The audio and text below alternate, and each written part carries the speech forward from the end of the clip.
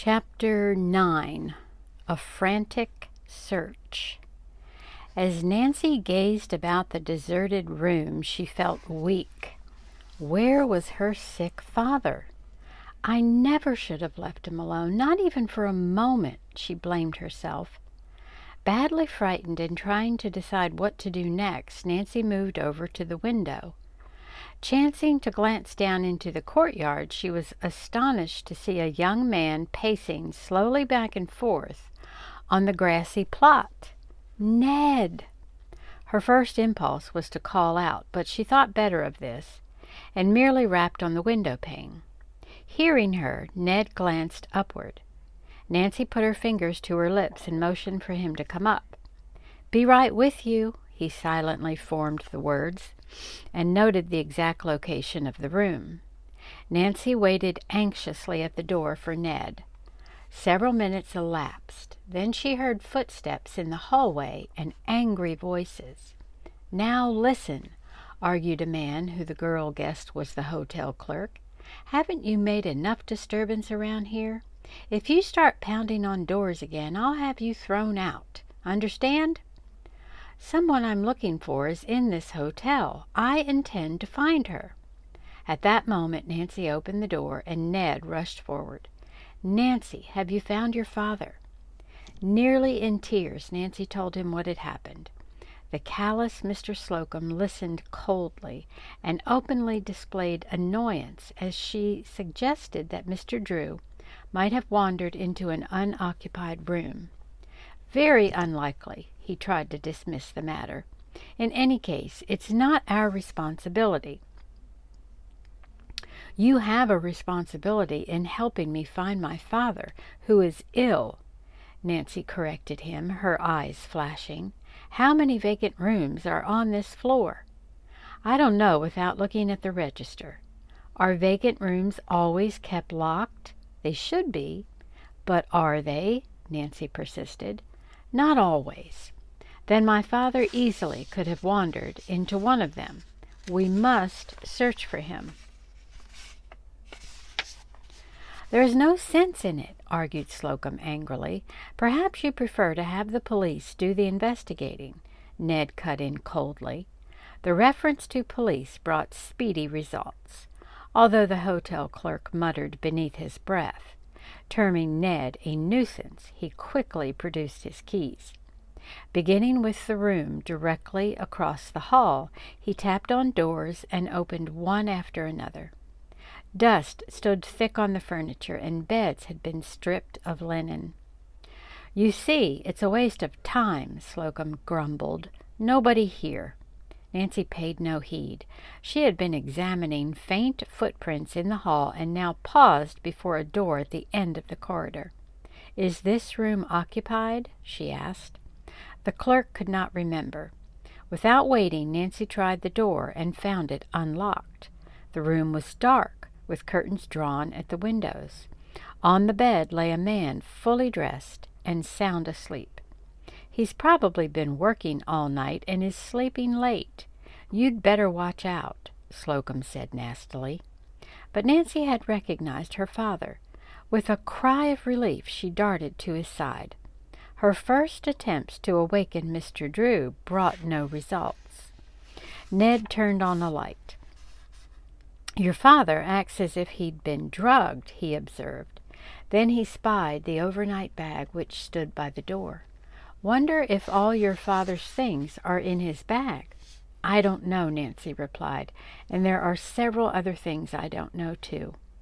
As she shook her father again, his eyes opened, and he yawned as if awakening from a pleasant slumber. "Dad, you must try to stay awake. How did you get into this room?" With an effort, the lawyer roused himself. "Why, hello, Nancy," he greeted her. "Are we ready to leave?" Then he turned over and went to sleep again. Only after Nancy and Ned had tried for several minutes were they able to awaken Mr. Drew. He drank a glass of cold water, which seemed to revive him. "Now tell me how you got in here," Nancy urged again. "Did you dress yourself after I left?" "Why, yes, I think so," he answered, trying hard to remember. Then the girl came. What girl? You don't mean me? No, the chambermaid. She wanted to make the bed and clean the room. I sat down to wait, and that's all I remember until you woke me up. You don't know whether you walked in here by yourself or were carried? Now who would move him? Cut in the hotel clerk. That's the craziest thing you've said yet. He was in 301, said Nancy. John Blake was in there. You said yourself you didn't recognize the signature in the register. Furthermore, Slocum added, turning to Mr. Drew, you're all mixed up about the chambermaid. The girls on this floor don't start work until just about now. Mr. Drew gazed at the man with sudden dislike. That happens to be a point about which I am very clear, he said in a cold voice. A dark-haired chambermaid entered my room to change the bed linen. You can identify her, I suppose? The clerk asked insolently.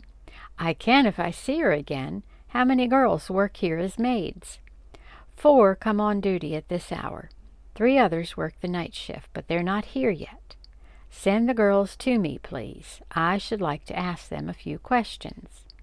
Slocum looked annoyed for a moment, then a slightly sardonic grin played around the corners of his mouth. Okay, he muttered. But you're making a lot of trouble around here. A short time later, 4 chambermaids, who could not understand why they were being summoned, came into the bedroom. Mr. Drew asked each girl a few questions, then permitted her to leave. He had to admit he had never seen any of the maids before. Perhaps the woman who came to your room only posed as a chambermaid, Nancy suggested, after the last girl had gone. You may have enemies who followed you to this hotel. Mr. Drew nodded agreement. Let's get away from here, he urged. The sooner the better. Nancy suggested that he should go to a hospital, but the lawyer assured her he was feeling much better. I want to go on to Candleton, he said stubbornly. If I can walk to the car, a few days on the beach will make me as fit as a fiddle again. To prove that he felt stronger, Mr. Drew walked across the room twice. His steps were very uncertain. Nancy and Ned exchanged worried glances. At his insistence, however, they finally agreed to take him away. Nancy said she would telephone Dr. Warren of the change in their plans and bring the car to the rear entrance of the hotel. Your bill is paid, so we can slip away quietly, she declared. Ned, will you stay with Dad? I shan't leave him a second, he promised. Signal with 2 toots of the horn when you're ready with the car. Nancy told Dr. Warren of her father's improved condition and their decision to leave. She mentioned nothing of what had happened after his visit, and hung up before he could make any objection to the arrangements. Within 5 minutes, Nancy had her roadster waiting at the hotel door. Not until her father was safely seated in the car did she relax. I'll follow closely behind you in my car, Ned assured her. I doubt that anyone will try to stop us now, but it's just as well to play safe. Without further adventure, the 2 cars reached Candleton safely. Mr. Drew, instead of showing signs of weariness or illness, actually seemed improved after the ride. And after he was settled in a downstairs bedroom of Mrs. Chantry's home, he insisted he felt as well as ever. Nancy, fearful that he might have another unnatural sleeping spell, watched him closely throughout the night and the next day. She read to him, turned on the radio, and her friends brought him delicacies cooked by Mrs. Chantry and sent from the tea-room. You're making an invalid of me, the lawyer complained. I feel fine, especially after Mrs. Chantry's dandy tart. My, that's a tempting dish for a sick man. The next morning, before anyone was out of bed, Mr. Drew dressed, slipped out of the house, and went for a long walk on the beach. Outwitted my keepers, didn't I? He chuckled upon his return. Now I've had enough of this invalid nonsense. Haven't you young folks anything to do? "Why, Dad," laughed Nancy in delight. "Go swimming," he commanded. "Take a motorboat ride. Just leave me alone to read a book. I'm entirely well, I assure you." Satisfied that her father was his former self once more, Nancy joined her friends for a swim. The young people enjoyed an hour in Whitecap Bay, then went back to the cottage to change their clothing. Mr. Drew was sipping a lemonade, deeply engrossed in a book. Nancy and Ned decided to go for a drive in the country for a few hours. Upon their return to Candleton, Ned parked the car on the main street, and the two young people walked along looking at the shops. Ned paused before the window of a novelty jewelry store. "While I'm here, Nancy, I'd like to buy you a present. Something to remind you of your stay at Candleton." Nancy blushingly shook her head. "I really don't need anything," she replied, smiling. Just then the girl heard the familiar tinkle of a little bell.